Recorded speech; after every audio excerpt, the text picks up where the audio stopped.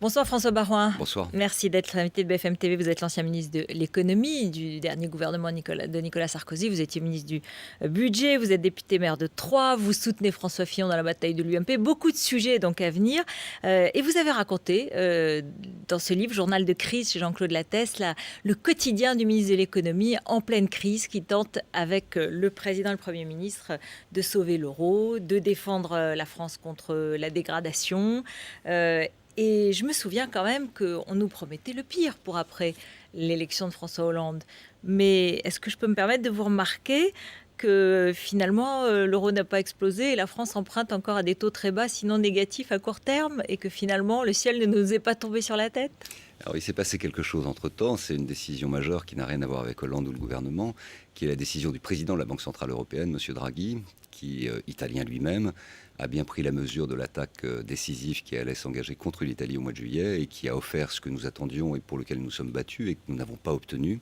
Quand je dis nous, c'est sous l'autorité de Nicolas Sarkozy, en discussion avec Mme Merkel, ce que je raconte dans le livre d'ailleurs, c'est-à-dire... L'intervention de la Banque Centrale Européenne. Oui, que la BCE fasse ce que la Fed aux États-Unis effectue, ou la Banque d'Angleterre, et d'être un peu le prêteur en dernier ressort des États en difficulté. Voilà. Et j'ai écrit ce livre parce que je suis comme vous journaliste, j'ai toujours pris beaucoup de notes et c'est à la sortie de Bercy pendant les trajets de la campagne législative où je relisais et c'est une page d'histoire, c'est pas tellement mon histoire, je raconte des scènes vivantes, bien sûr, ce que j'ai vécu aux côtés de Sarkozy, d'une très forte intensité, ce que nous avons essayé de faire pour sauver la monnaie, mais surtout parce que nous n'avons pas de référence d'une période de telle intensité depuis la grande crise de 29 et je pense que voilà, c'est un petit bout d'histoire avec des faits objectifs, maintenant engagés, évidemment avec l'arbitraire qu'il faut, mais qui peuvent servir aux commentaires d'aujourd'hui comme aux histoires et au travail des historiens de demain. C'est dans ce livre qu'on raconte un entretien entre Nicolas Sarkozy et Barack Obama, c'est savoureux. Elle est géniale cette scène, elle était géniale. C'était pour la préparation du G20. Nicolas Sarkozy venait de prononcer son discours pour la reconnaissance d'un État palestinien. Ça avait évidemment beaucoup surpris, ça avait choqué le Premier ministre israélien.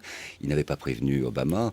Et Obama, effectivement, dans une rencontre que nous avions à l'origine pour préparer le G20, lui dit, écoute, t'aurais dû me prévenir, ça nous met en difficulté. Sarkozy lui dit, oui, c'est vrai, j'aurais dû te prévenir, mais j'avais des raisons et tu m'aurais mis une pression si je t'avais prévenu.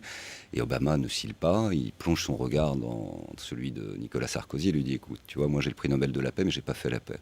Toi, tu n'as même pas. Toi, tu n'as pas encore fait la paix et tu n'as pas le prix Nobel. Donc j'ai un peu d'avance.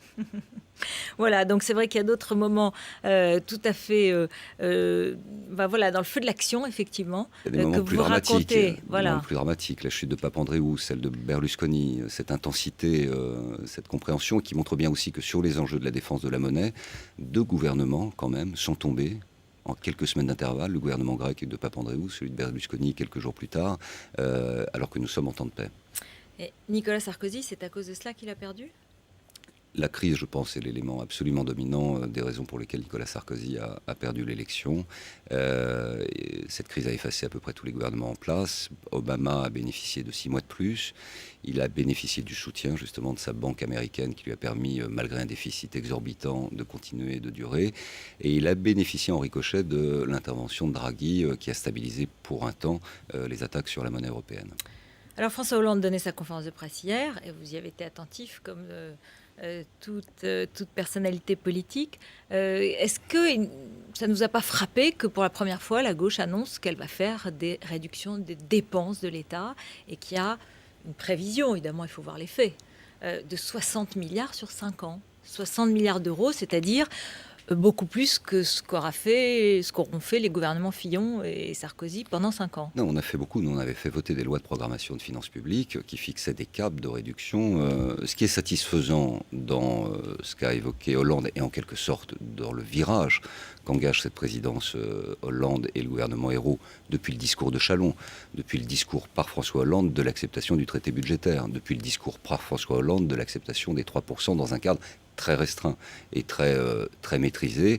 C'est un tournant de la rigueur qui ne veut pas dire son mot et on comprend la gêne. On a vécu ça par le passé. Je suis un Chiracien, on a eu des difficultés à assumer un tournant, mais peut-être qu'ils peuvent aussi utilement s'appuyer sur notre expérience pour, lorsque l'on fait un tournant, l'assumer pleinement. Ce qui m'a gêné dans l'intervention d'Hollande hier, c'est qu'il le fait C'est clairement un tournant de la rigueur. Les 60 milliards, c'était sur la table depuis de nombreux mois. Nous aurions été obligés de le faire nous-mêmes et nous l'aurions fait. Mais nous n'avions pas caché la vérité. Nous avions dit que cette crise était difficile. Nous avions expliqué les conséquences de cette crise. Ce livre, d'ailleurs, retrace, je crois, assez fidèlement ces périodes, ces étapes et ces mois passés. Et dans cet esprit, il me semble que le manque de la conférence de presse d'hier du président de la République, c'est d'assumer pleinement et totalement. Lorsqu'il dit finalement la situation est grave et nous vivons un changement de monde, c'est une prise de conscience. C'est presque peut-être mot pour tardive, mot. oui. C'est presque les mots de Nicolas Sarkozy il y a quelques mois. Il y a un an, presque jour pour jour, au pire de la menace pour l'intégrité de notre monnaie unique, de l'euro, qui était vraiment à cette période-là menacée, puisque tout ce que nous avions essayé de faire pour sauver la Grèce ne fonctionnait pas, avant l'accord Merkel-Sarkozy sur le traité budgétaire, c'est presque mot pour mot ce que disait Sarkozy. Donc c'est une reconnaissance a posteriori par le président de la République, François Hollande, de la validité de l'analyse de Nicolas Sarkozy sur la réalité du nouvel ordre mondial qui est devant nous. Mais est-ce que dans le fond, Nicolas Sarkozy aura vraiment fait ce qu'il aurait dû faire, puisque même par exemple la TVA sociale, il l'annonce en février pour la faire en octobre, il aurait pu la faire depuis 2007. Les réductions de dépenses, les dépenses publiques ont plutôt augmenté de 52 à 57%, ou de 53 à 57% de 2007 à 2012. Est-ce que dans le fond, la gauche ne va pas faire le sale boulot qui aurait pu être fait avant ? Bon, c'est un petit peu rapide si vous le permettez. Rapidement, si le taux de pourcentage des dépenses publiques a augmenté sur 5 ans, c'est parce qu'on a eu une première réplique de la crise avec Lehman Brothers qui a poussé les États à accepter de prendre sur leurs épaules l'endettement privé. Sinon, ça aurait été un désastre personnel et ce sont les économies des Français eux-mêmes qui auraient été effacées. La Cour des comptes juge que ce n'est pas seulement la crise de 2008. Franchement, la dette a augmenté de 20% au cours de cette période. En France, elle a augmenté de près de 30% aux États-Unis. Elle a augmenté de près de 40% en Grande-Bretagne. Que je sache, Sarkozy ne dirigeait ni Londres ni Washington. Donc il faut aussi remettre à sa juste place la réalité de ce qu'en finance publique, cette crise a imposé à la France sous la présidence de Nicolas Sarkozy. Et sur l'affaire de la TVA sociale, vous avez probablement raison. Mais en même temps, il fallait aussi beaucoup de courage à quelques encablures de la présidentielle pour faire voter ce texte, qui était un vrai choix de réforme de structure, qui était un engagement de la France au nom de la future croissance, dans ce que nous avions pris comme accord à l'échelle européenne et à l'échelle du G20 mondial pour soutenir la croissance, c'est-à-dire baisser le coût du travail et augmenter sur des assiettes fiscales larges la TVA et la CSG pour que notre État-providence soit équilibré et qu'en même temps on ait d'autres sources de financement. C'était ça le projet économique de Nicolas Sarkozy, le nôtre, pour réformer en profondeur notre économie. Et la France doit le faire et pas tourner autour comme créer une nouvelle niche fiscale avec 20 milliards de crédits d'impôt. C'est un mauvais plan, c'est un mauvais pacte pour la compétitivité. Mais une fois encore, ça ne s'assume pas. Voilà, je crois que ce qui manque à Hollande et à Ayrault aujourd'hui, c'est de ne pas assumer pleinement le tournant de la rigueur, la réalité de la difficulté, le constat partagé par nous tous, mais depuis de nombreux mois, d'un nouvel ordre économique mondial, le constat partagé aussi par nous tous qu'aujourd'hui tous les pays s'appuient sur cette crise pour se réformer en profondeur. L'Espagne de M. Rajoy libéralise son économie, l'Italie de M. Monti libéralise à grands pas son économie. Vous voyez les manifestations, elles sont violentes, elles sont dures, par exemple en Espagne, en Grèce évidemment. On doit prendre ce risque. C'est presque un raisonnement en creux qu'on doit effectuer. Si nous ne le faisons pas, cette génération qui descend dans la rue est une génération sacrifiée, mais les générations qui suivent le seraient aussi. Et donc, il faut essayer de trouver le juste équilibre. Mais dans un pays comme le nôtre, qui a un État-providence qui est le plus fécond, le plus positif, à l'exception peut-être du Danemark, nous avons des marges de manœuvre pour réduire nos dépenses sans altérer en profondeur la solidarité à l'égard des plus fragiles. Mais il faut beaucoup de détermination et beaucoup de courage. Il faut donc l'assumer. Lorsque François Hollande dit on peut dépenser moins et mieux, oui. À gauche, c'est quand même assez étonnant, assez peu orthodoxe.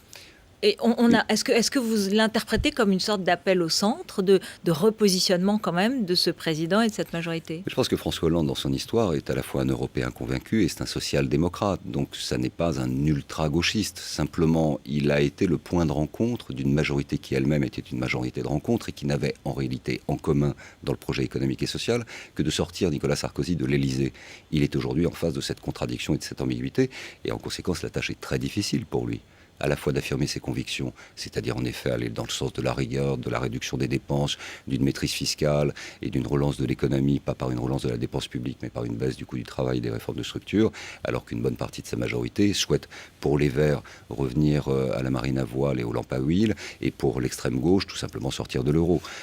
Bonne chance à ce président de gauche. Non, vous n'y croyez donc pas pas, ce serait étonnant, remarquez. Non, j'y crois pas, mais voilà, il est président de la République, il est investi, il est légitime, il a 5 ans de pouvoir. La tâche est difficile pour lui. Et c'est d'ailleurs la raison pour laquelle il est obligé de s'exprimer lui-même maintenant. En tout cas, vous avez un ton assez modéré, alors qu'on a quand même l'impression d'assister à beaucoup d'outrances de la part de l'opposition, comme s'il y avait un soupçon d'illégitimité permanent sur cette majorité, sur ce président. Non, le président est totalement légitime, le débat a eu lieu, les Français ont tranché, François Hollande est élu président de la République, il est investi d'un mandat.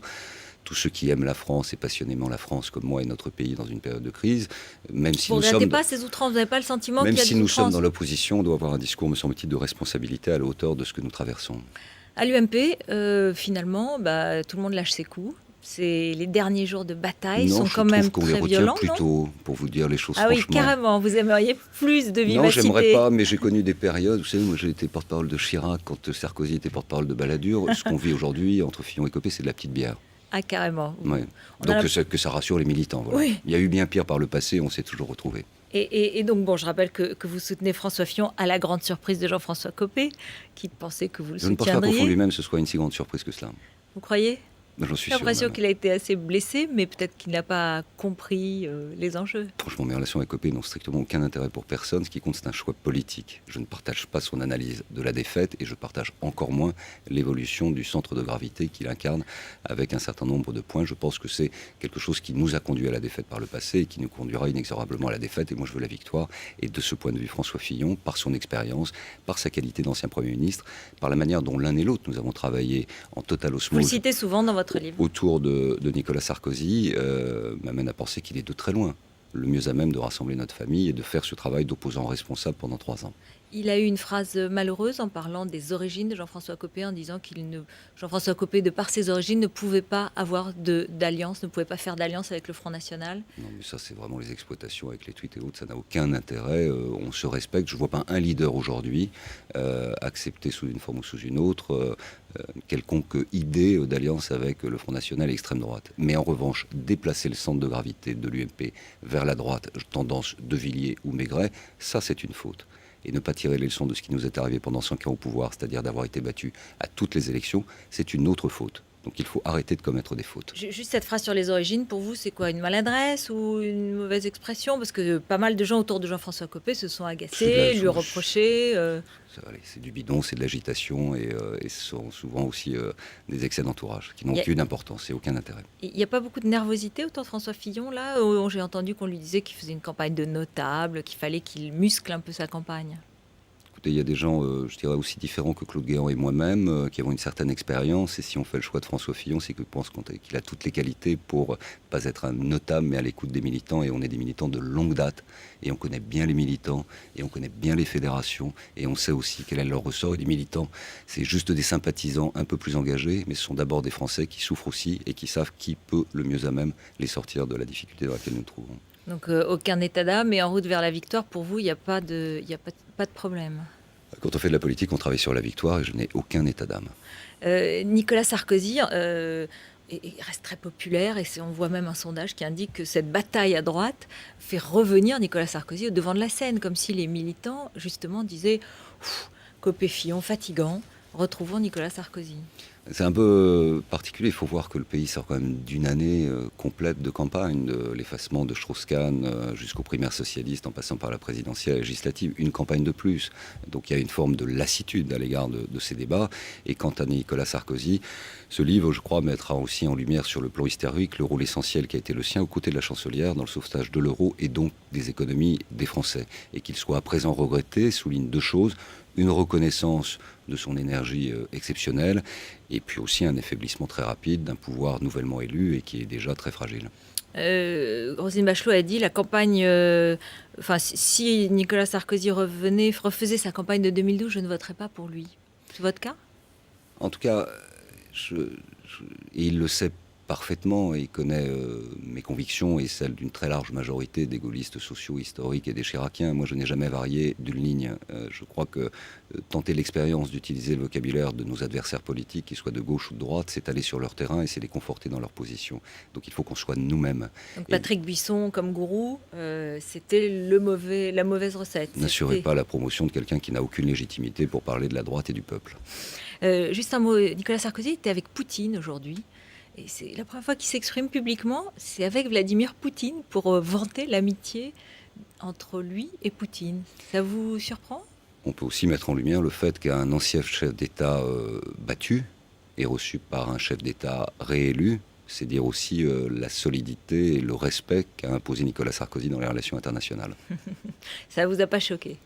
En aucune façon. Surpris? J'ai moi-même eu une réunion avec Vladimir Poutine aux côtés de François Fillon pour discuter économie.